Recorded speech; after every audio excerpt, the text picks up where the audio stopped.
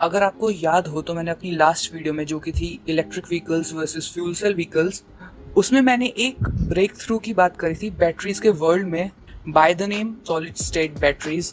तो चलिए आज उसी की बात करते हैं। सॉलिड स्टेट बैटरीज के बारे में बताने से पहले मेरे को आपको ये बताना पड़ेगा कि लिथियम आयन बैटरीज एक्चुअली में वर्क कैसे करती हैं। बहुत इजी सा कंसेप्ट है, समझने की कोशिश करते हैं। लिथियम आयन बैटरीज में 4 पार्ट्स होते हैं, एक कैथोड, एक एनोड, एक separator and an electrolyte.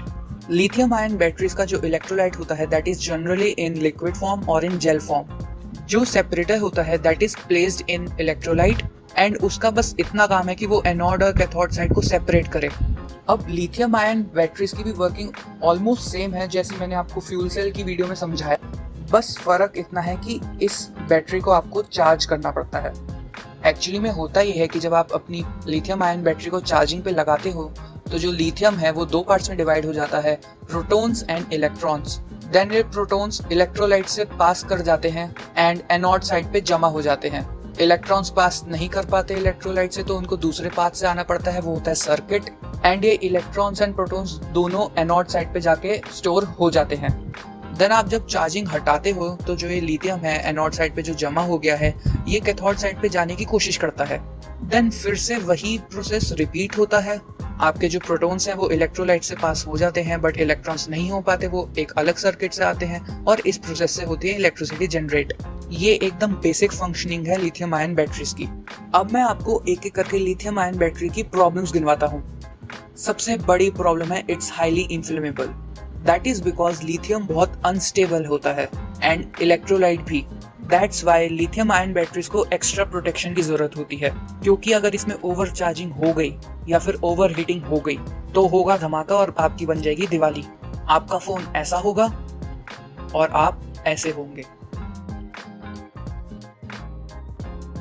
Second problem with lithium ion batteries is ageing.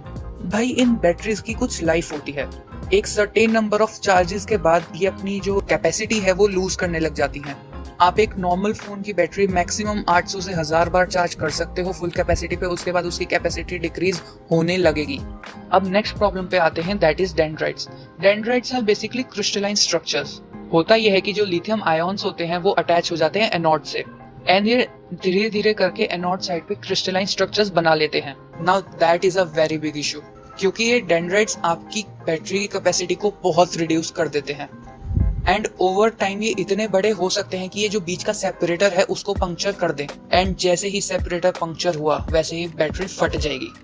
अब नेक्स्ट प्रॉब्लम पे आते हैं, दैट इज लीकेज। भाई लिथियम आयन बैटरीज के अंदर होता है लिक्विड इलेक्ट्रोलाइट एंड वो लीक कर सकता है अगर बैटरी पंक्चर हो जाती है तो, and that can be very dangerous. ऊपर से लिथियम आयन बैटरी के अंदर जो मटेरियल यूज होता है दैट इज वेरी टॉक्सिक, तो ना वो आपके लिए अच्छा है और ना ही एनवायरनमेंट के लिए। सो अगली प्रॉब्लम यही है कि इट्स नॉट एनवायरनमेंट फ्रेंडली। अब बात करते हैं उस ब्रेक थ्रू की, that is solid state battery. आपको इसके नाम से पता ही चल गया होगा कि इसके अंदर का जो इलेक्ट्रोलाइट है that is in solid form. अब इस टेक्नोलॉजी की वजह से जो मैंने अभी आपको ऊपर प्रॉब्लम्स बताई हैं वो सारी सॉल्व हो चुकी हैं। अब मैं आपको एक्सप्लेन करता हूँ कि ऐसा कैसे हुआ। सॉलिड इलेक्ट्रोलाइट होने की वजह से वो बैटरी फ्लेमेबल नहीं होती। आप चाहें तो उस बैटरी को पंक्चर भी कर दो तो भी शायद बैटरी अपने आप काम करती रहे बिना किसी दिक्कत के। सॉलिड इलेक्ट्रोलाइट होने की वजह से इस बैटरी में डेंड्राइट्स फॉर्म नहीं होते, इसलिए सॉलिड स्टेट बैटरी की लाइफ एक नॉर्मल लिथियम आयन बैटरी से ऑलमोस्ट डबल होगी या उससे ज्यादा भी हो सकती है। एक सॉलिड स्टेट बैटरी की एनर्जी डेंसिटी भी एक लिथियम आयन बैटरी से 2 to 5 टाइम्स ज्यादा होती है। इसका मतलब ये है कि अगर आपके पास एक इलेक्ट्रिक कार है और उसमें सॉलिड स्टेट बैटरी लगी हुई है तो उस कार की रेंज ऑलमोस्ट 1500 किलोमीटर तक जा सकती है। आपके फोन्स भी 4 से 5 दिन आराम से चलेंगे। So just think about it कि ये सब कितना अमेजिंग हो जाएगा। नेक्स्ट एडवांटेज है कि जो सॉलिड स्टेट बैटरीज होती है they can work amazingly well in extreme temperatures. So basically आप एक सॉलिड स्टेट बैटरी को एक नॉर्मल लिथियम बैटरी के मुकाबले 8 टाइम्स फास्टर चार्ज कर पाएंगे। दैट मीन्स आप अपनी एक इलेक्ट्रिक व्हीकल को ऑलमोस्ट 10 से 15 मिनट में फुली चार्ज कर पाएंगे एंड मोबाइल फोन्स को 5 to 7 मिनट्स मैक्सिमम। और इस बैटरी के फायदे यही नहीं खत्म होते। It's much more safer, cheaper, environmental friendly, easier to manufacture and commercially viable. If this doesn't make you excited then I don't know what will.